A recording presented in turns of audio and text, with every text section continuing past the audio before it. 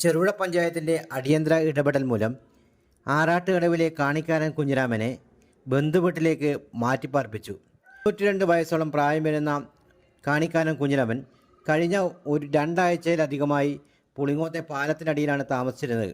കാട്ടാനകൾ വിഹരിക്കുന്ന കാര്യങ്കോട് പുഴയുടെ തീരത്താണ് രാത്രിയിൽ തീയിട്ട് ഈ വയോധികനായ മനുഷ്യൻ താമസിച്ചത്. മാധ്യമങ്ങളിൽ വാർത്ത വന്നതിനെ തുടർന്ന് വിഷയത്തിൽ അടിയന്തരമായി ഇടപെടുകയായിരുന്നു ചെറുപുഴ പഞ്ചായത്ത് ഭരണസമിതി. പഞ്ചായത്ത് പ്രസിഡന്റ് ലൈസമ്മ തോമസ്, സ്ഥിരം സമിതി അധ്യക്ഷ Leena Williams, health inspector Jobin, Cherupuzha police എന്നിവർ സ്ഥലത്തെത്തി പരിശോധന നടത്തുകയും ഇവരെ ബന്ധുവീട്ടിലേക്ക് സുരക്ഷിതമായി മാറ്റിപ്പാർപ്പിക്കുകയുമായിരുന്നു.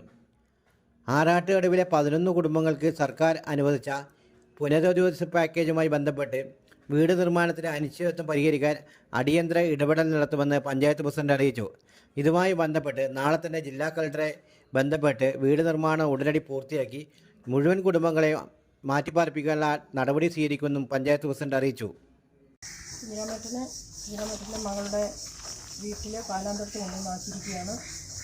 തുടർന്നുള്ള കാര്യങ്ങൾ, അവരുടെ വീട്ടിൽ സംബന്ധിച്ച കാര്യങ്ങൾ അവരുടെ വകുപ്പുമായി ബന്ധപ്പെട്ടാണ് അത് വിളിച്ച് അന്വേഷിച്ച് അതിനുള്ള തുടർ നടപടികൾ ഞങ്ങൾ സ്വീകരിക്കും.